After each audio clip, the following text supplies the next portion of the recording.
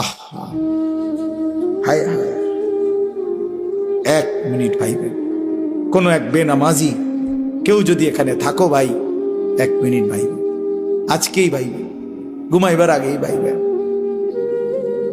নবীজি জিজ্ঞেস করবে, উম্মত, আমি 23 বছর উম্মত, হাসরের ময়দানে নবী বলবে, আমলনামা দেখাইয়া বলবে, প্রত্যেককে সুপারিশের জন্য নবীজির কাছে চাইতে হলে আমলনামা জমা দিতে হবে। ওমা, সুপারিশের কোনো কাগজপত্র নাই, কথা কোনা, কোনো নিয়ম কানুন নাই নাকি? হ্যাঁ, কোনো ফাইল জমা দিতে হবে না তো? তো নবীজি তো দেখবে, নবীজির সামনে তো আপনাকে বলতে হবে, ইয়া রাসূলুল্লাহ, এই যে আনিসুর রহমান আশরাফি, এইটা আমার ফাইল, আপনি দেখেন, আমার জন্য একটু সুপারিশ করেন আল্লাহর কাছে। আল্লাহর নবী দেখবে 30 বছর সুদের ব্যবসা, 60 বছর বয়স, 60 বছর পর্যন্ত বিড়ি সিগারেট খাইয়া গেছে। 30 বছর, 60 বছর বয়স, কোনদিন গালি ছাড়া কথা বলে নাই। ছেলেটা বেনামাজি, মেয়েটা বেপর্দা, স্ত্রী বেপর্দা। মৃত্যু পর্যন্ত আমার উম্মতের ঘরে প্রতিদিন রঙিন টেলিভিশনে নাচ গান নর্তকীর ছবি চলছে। তার ছেলে মেয়ে নাতি নাতনি বসে নাচ গান নাটক সিনেমা দেখে গেছে। কোনদিন গালি ছাড়া কথা বলে না। হালাল রোজগার বলতে কিছু নাই। ফজরের নামাজ 1000 পৃষ্ঠা উল্টাইও, ফজরের নামাজ বলতে কিছু নাই। আল্লাহর কসম, আমরা উর্দু কিতাবে পড়ছি, নবীজি চোখের পানি ফেলে দিবে, নবী কাঁদবে, আল্লাহর নবী কাঁদবে, বলবে, উম্মত, আমি সেই নবী যে 23 বছর তোদের জন্য কেঁদেছিলাম। আমি সেই নবী যে পেটে ক্ষুধার কষ্টে 2টা পাথর বাঁধছিলাম। আমি সেই নবী তায়েফের রক্তে যে সমস্ত শরীর রক্তাক্ত করেছিলাম। উহুদের দান দান শহীদ করা রক্ত নিয়ে ময়দানে পড়েছিলাম বেহুশ হয়ে। আমার এত রক্ত, আমার এত চোখের পানি, আমার এত ক্ষুধার কষ্টের বিনিময়ে উম্মত, এই আমলনামা, তুমি আমারে এত বড় বেইজ্জতি কেমনে করলে? আমি কেমনে আমার আল্লাহর সামনে এটা দেখাবো যে আয় মাওলা, এটা শ্রেষ্ঠ নবীর, শ্রেষ্ঠ উম্মতের আমলনামা?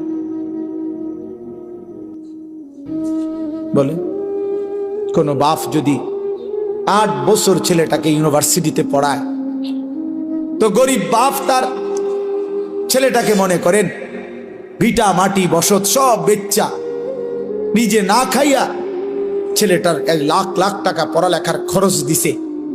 8 বছর পরে, 6 বছর পরে বাপ রেজাল্ট সার্টিফিকেট দেখতেছে যে ফেল।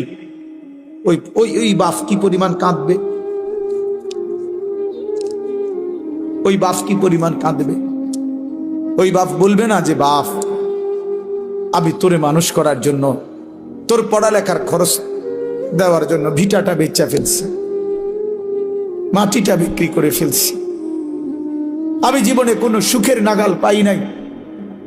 এই বছরও ভাই, এই গত হজ্জেও এক জিদ্দা থাকে এক প্রবাসী ভাই।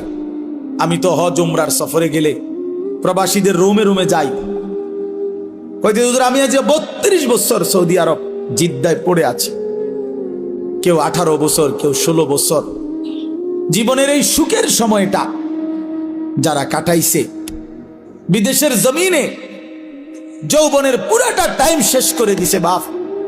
বিনিময় সেই বাপ যখন দেখে তার ছেলেটা ফেল, তখন সে বলবে, বাপ, তুই আমার এটা কি দেখাইবি? তুই আমার এতগুলো টাকা, তুই আমার এত বড় বেইজ্জতি কেমনি করলি বাপ? এটা বলবে না?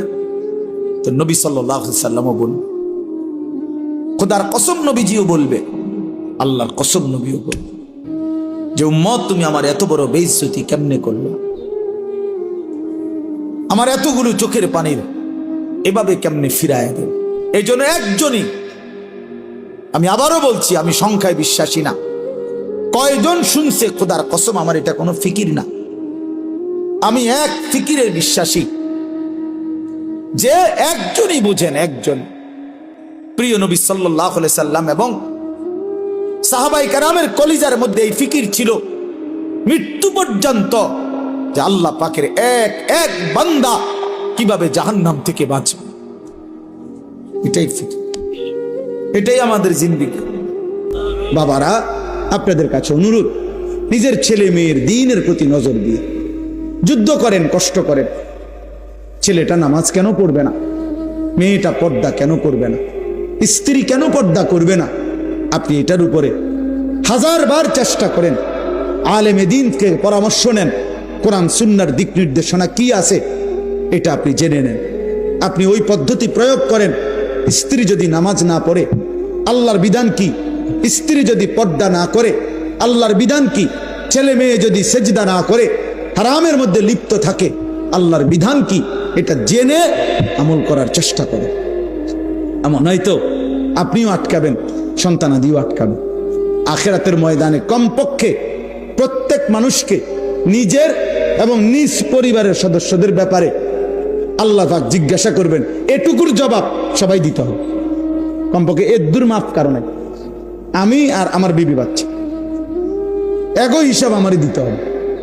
তোমার বিবি বেনামাজি হলো কেন? বেপর্দা হলো কেন? তোমার ছেলে মেয়ে নামাজ পড়লো না কেন? আপনি কদ্দুর বলছেন, কি বলছেন, কদ্দুর চেষ্টা করছেন? আল্লাহর কাছে তো হিসাব আছে, ঠিক না? কথা বলে না কেন? আল্লাহর হিসাবে যদি হয় যে না, আমার বান্দা তার শেষ নিঃশ্বাস পর্যন্ত চেষ্টা করছে, তো ঠিক আছে, আল্লাহ মাফ করে দিবে।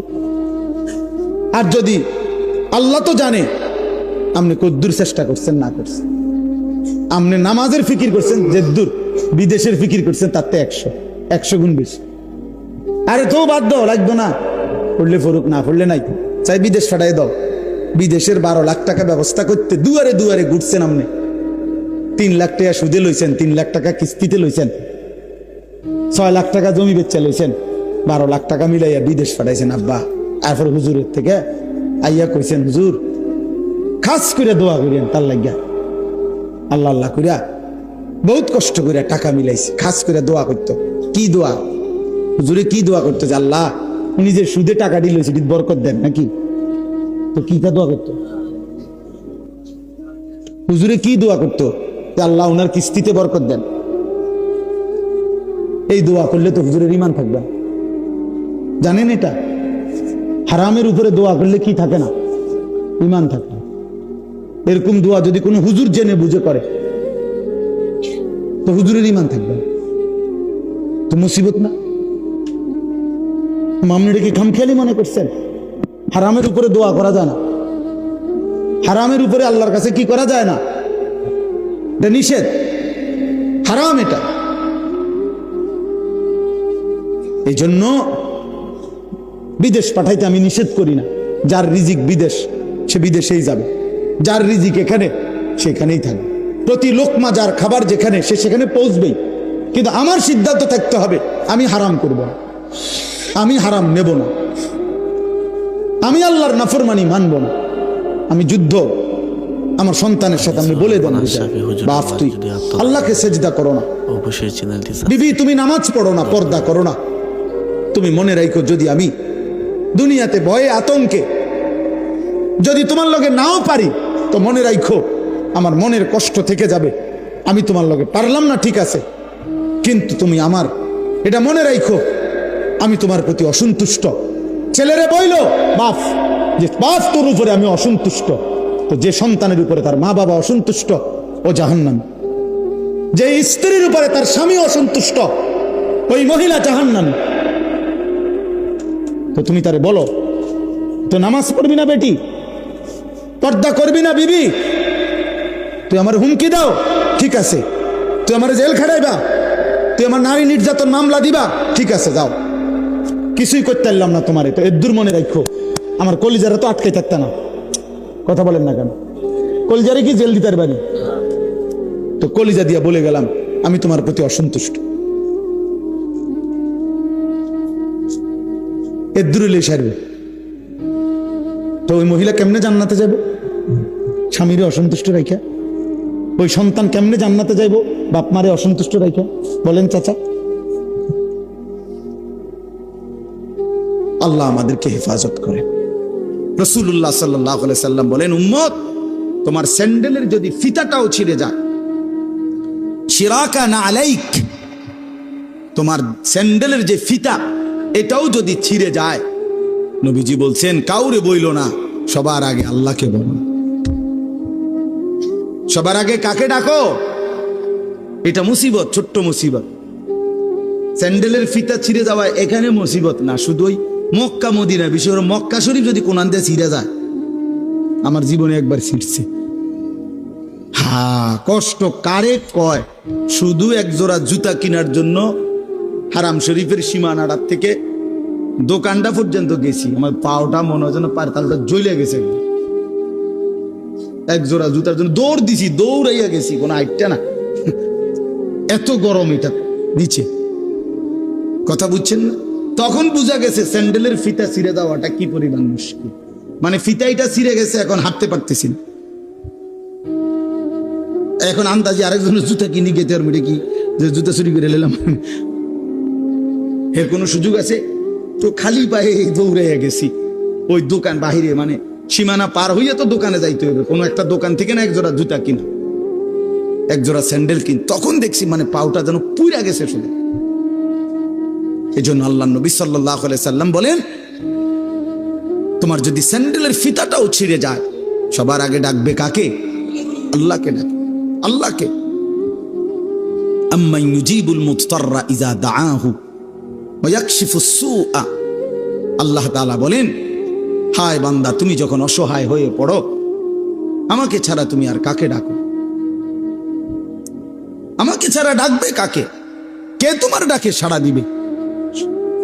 তোমার রোগ, তোমার অসুস্থতা, তোমার পেরেশানি, তোমার অভাব, তোমার দুঃখ, তোমার দুর্দশা, বলো বান্দা, আমি ছাড়া এই অভাব দুর্গতির মুহূর্তে কে তোমার ডাকে সাড়া দিবে?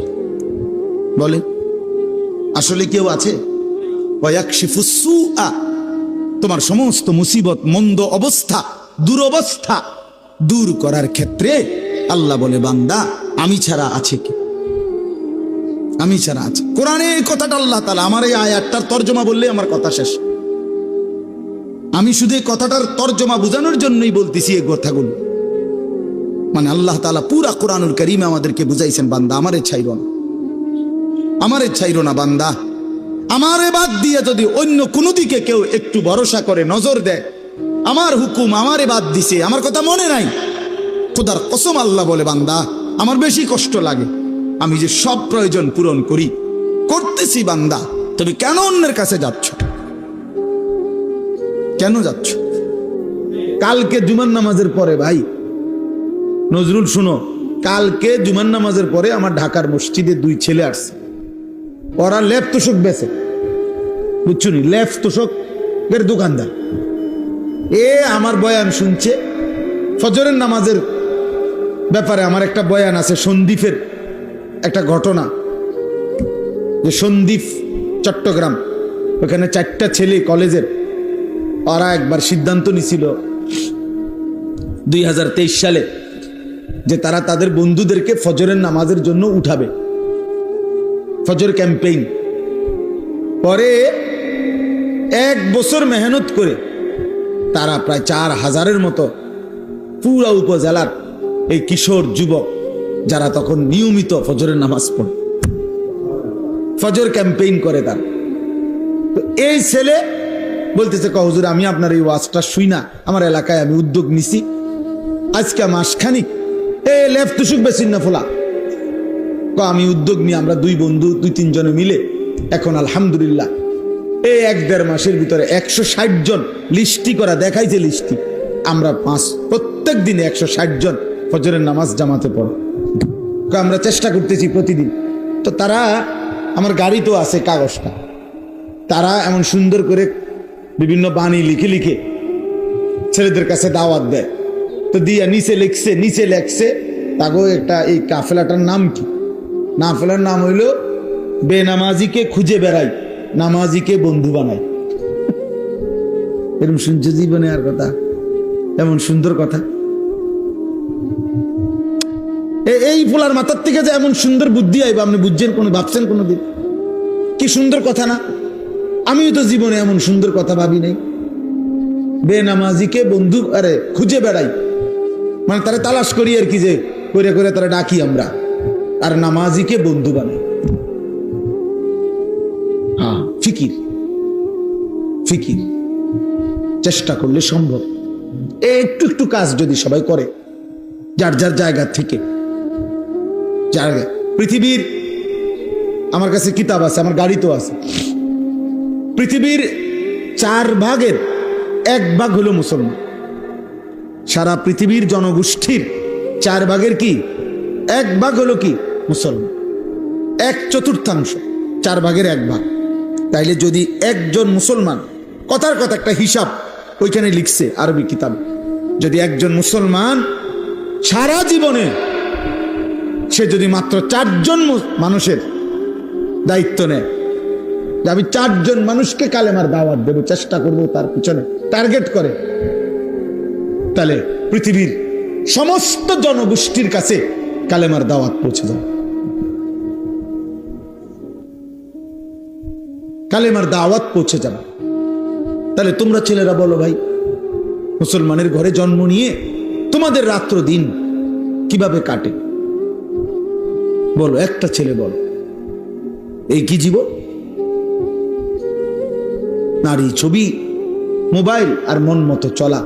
কে তোমার বাবা, কে তোমার মা, কে তোমার আল্লাহ, কে তোমার নবী, কে তোমার রসুল, কে তোমার কিতাব, কিচ্ছু চেনো না। মুসলমানের সন্তান 4টা সূরা শুদ্ধ পড়তে পারে না। মুসলমানের সন্তান ওযু নামাজের ফরজটুকু আদায় করতে জানে না। শুক্রবারে আসে আর কি, আমরা বুঝি না, মসজিদে ঢোকে বাইর হয়, তামসা আর কি এর নামাজ, পারলে না পড়তো নামাজ, পারলে না পড়তো। মানুষে খারাপ করবো, মন্দ সন্দ বলবে যে তে এমন অজাত, শুধু শুক্রবারও আইয়ে না মসজিদ, এই শরমে আসে যায়। আর দেখছে তো মানুষ, দেখছে। ধন্যবাদ। নাই তো ইমাম সাহেব সালামটা ফিরাইয়া সারে না 2 রাকাত ফরজের জুমার দিন। ওমা তারে এমন শয়তানে কামড়া, একটা কামড়ের লগে হেতে বাইরে যায়, একটা কামড়, মানে তার গুড়া কিরমি তার ফেডে এভাবে কামড় দিছে, সাথে সাথে দৌড় দিয়ে বাইরে গেছে। গুড়া কিরমি কামড়ায়, কারণ সে তো আসছে মূলত হাজিরা দিতে। হয় নামাজের জুমার আগের 4 রাকাত সুন্নত, জুমার নামাজের পরে 4 রাকাত সুন্নত, এত কিছু দিয়ে হেড টাইম আছে, হেতে আইসে হাজিরা দিত। মানুষে দেখছে তো, সারছে তো, দান এমন দা মানুষে দেখছে আপনি যে আইয়েন মসজিদ। নাই তো 4 রাকাত সুন্নত জুমার নামাজের পরে, এটা ইমাম সাহেবের বাফের সম্পত্তি। কথা বলেন না কেন? এটা যদি সবার জন্য দরকার না হইতো তো ইমাম সাহেব পড়ে কেন? সামনের কাতারের মুসল্লিগুলো পড়ে কেন? বয়স্ক চাচারা পড়ে কেন? ওনারা বেকুব এই কারণে, ওনারা বোকা এই কারণে। তাহলে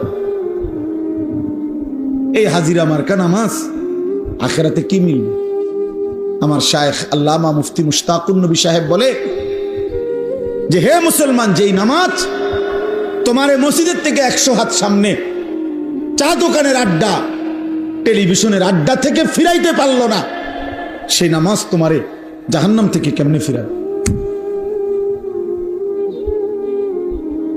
বুঝাই তো যায় তুমি কি নামাজ পড়ছো, বুঝাই তো যায়, বুঝাই তো যায়। নামাজের মধ্যে যদি ওই যে আপনি লাল কালি দিয়ে যদি ভুল দাগ দেন, তো এরপরে আর সাদা লেখা পাইতেন না, পুরাটাই কি হয়ে যাবে? লাল হয়ে যাবে। আমার এক হুজুর বলছিল, আমি ছাত্রের খাতা কাটছি পরীক্ষার, সিদ্ধান্ত নিয়েছিলাম যে লাল কালি দিয়ে দিয়ে ভুল দাগ দিছি, এক একটা ভুলে 2 নাম্বার করে কাটা।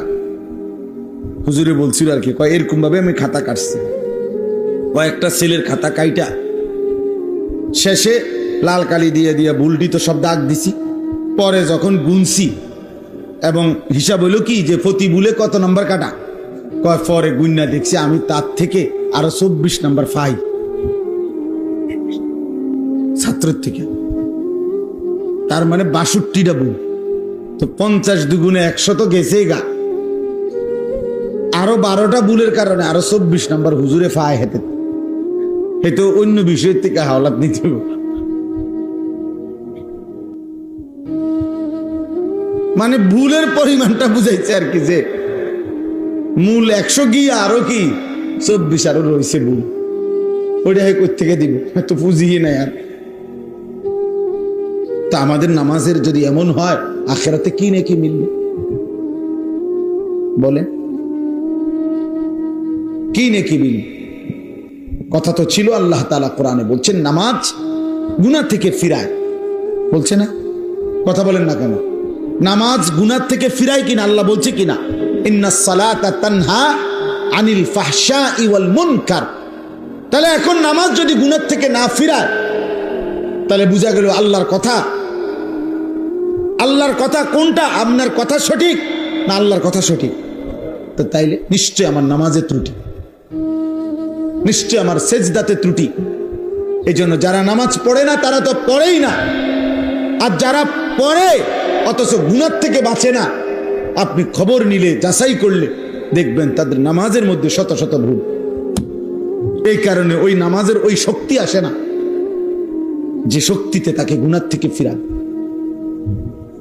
এই জন্য যারা আবার নামাজ পড়ে, আপনাদেরকে বললাম ওযু নামাজ ঠিক করেন।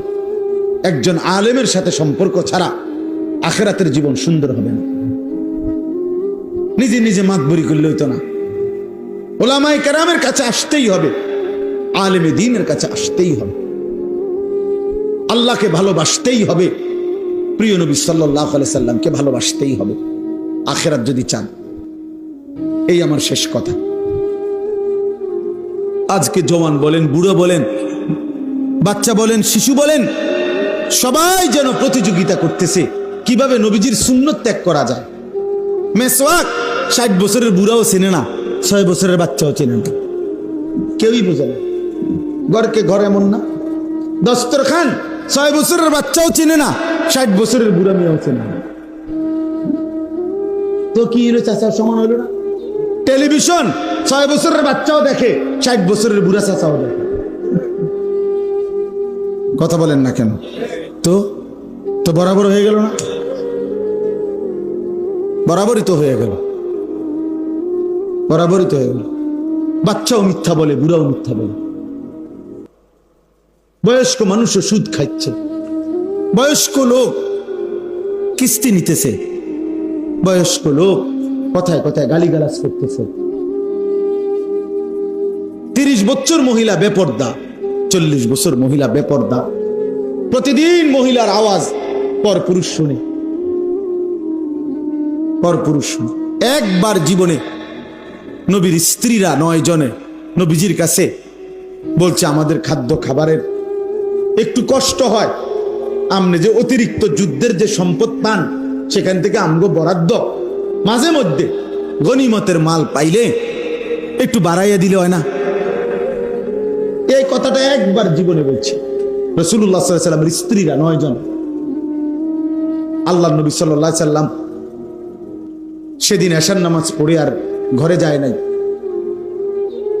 মনটা কষ্ট পাইছে, হায় আমার বিবিরা দুনিয়া চাইলো, আমার ঘরে থাইকা আমার বিবি হইয়া ওরা দুনিয়া চাইলো। তো মন খারাপ করে যখন তিনি মসজিদে বসে আছেন, এশার নামাজের উপরে ঘরে যাচ্ছে না, হুজরায়, তো আল্লাহ তাআলা বলছে, বন্ধু, ইয়া আইয়ুহান নাবিয়্যু কুল লিআজওয়াজিকা ইন কুনতুন্না তুরিদনাল হায়াতাদ দুনিয়া ওয়া যিনাতাহা ফাতাআলাইনা উমাত্তিউকুন্না ওয়া উসাররিহুকুন্না সারাহান জামিলা। আপনি যান, ঘরে যান, মন খারাপ করেন না। আপনার বিবিদেরকে গিয়ে বলেন, হে বিবিরা, যদি তোমরা দুনিয়া চাও, সম্পদ চাও, তো যা লাগবে, যা কিছু ফার্নিচার, আসবাব, গহনা, কসমেটিক্স যা লাগবে বলো, আমি সব তোমাদেরকে দিয়ে দেব, এক শর্তে, শুধু আমি রাসূলের স্ত্রী, এটা ছেড়ে দিতে হবে। বুঝেন নাই? মুহাম্মাদের স্ত্রী থাকতে পারবা না, আমার থেকে তালাক নিয়ে নিতে হবে, এরপরে যা বলো সব দেব, সব দেব। وَإِن كُنتُنَّ تُرِيدْنَ اللَّهَ وَرَسُولَهُ وَالدَّارَ الْآخِرَةَ فَإِنَّ اللَّهَ أَعَدَّ لِلْمُحْسِنَاتِ مِنكُنَّ أَجْرًا عَظِيمًا। আর যদি আল্লাহকে চাও, রাসূলকে চাও, আখিরাতকে চাও, তো এখন নিয়মিত নেক আমল করতে হবে, মুহসিনাত হইতে হবে, মানে নেককার নারী হইতে হবে। তাহলে আমি আল্লাহ ওয়াদা দিলাম, সর্বশ্রেষ্ঠ বিনিময় জান্নাত দিয়ে দেব। সিদ্ধান্ত নাও। দুনিয়া চাইলে রসুল ছেড়ে দাও, আল্লাহ রসুল আখেরাত চাইলে দুনিয়া ছেড়ে।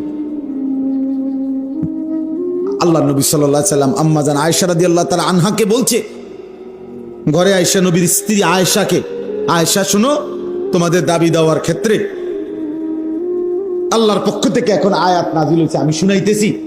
তবে ভূমিকা বলছে নবী একটা, যে আয়াতটা বলার আগে আগে শোনো, তৎক্ষণাৎ জবাব দিও না। তুমি বাকি 8 জনের লগে মিটিং করো, মশওয়ারা করো, পরামর্শ করো। প্রয়োজনে তোমরা তোমাদের বাড়িতে যাও, যাইয়া তোমাদের আব্বা মা, ওই ছেলে ওই দিক দিয়ে জায়গা আছে তো বাবা, ওই দেখো ওই দরজাটা দিয়ে ঢোকো, তুমি আও বাপ, এদের ঢুকে শোনো কতক্ষণ। তো দেখেন নবীজি ভূমিকা কয় যে তোমাকে আব্বা মার লগে দরকার হলে গিয়ে কি করো, বুঝ কইরো, পরামর্শ কইরো, তোমরা মিটিং করো। তো এরপরে উত্তর দিলে চলবে, নগদ উত্তর দিও না। আয়েশা রাদিয়াল্লাহু তাআলা আনহা বুঝছে ঘটনা ভালো না, মনে আর বুঝুন তো, যা বুঝার বুঝাই লাগছে যে লক্ষণ বালা না, যে এমনি গুছাইতে আছে। তো বলতেছে, ইয়া রাসূলুল্লাহ, কারে কারে জিগামু এটা পরে, আগে আয়াত বলেন, মানে আল্লাহ কি নাজিল করছে এটা না আগে কইবেন। পরামর্শ তো কার লগে করবে সেটা আমি বুঝমু, আপনি আগে বলেন কি ঘটনা, কি আয়াতে না কইবেন আগে। তো নবীজি বলছে, আল্লাহ এই আয়াত নাজিল করছে, দুনিয়া চাইলে নাও, রসুলকে ছেড়ে দাও। আখেরাত চাইলে আল্লাহকে চাইলে, রসুলকে চাইলে অপেক্ষা করো, আখেরাত মিলবে, আজরে আজিম মিলবে, জান্নাত মিলবে। আম্মা জান আয়েশা রাদিয়াল্লাহু তাআলা আনহা বলেন, আল্লাহর কসম ইয়া রাসূলুল্লাহ, কাউকে জিজ্ঞেস করতে হবে না, বাকিদের লোক পরামর্শের দরকার নাই, মা বাবার পরামর্শ দরকার নাই। যদি আপনাকে হারাইতে হয়, দুনিয়া যদি আমি 100বারও পাই, আমি এমন দুনিয়া চাই না। আপনাকে হারিয়ে, আপনার মতো স্বামীকে হারিয়ে এই দুনিয়া আমি 100বার দিলেও নেব না। প্রত্যাখ্যান করছে যে আরে না, বলেন কি, বলছিলাম একটা আবদার, কিন্তু তার মানে আপনাকে হারাবো।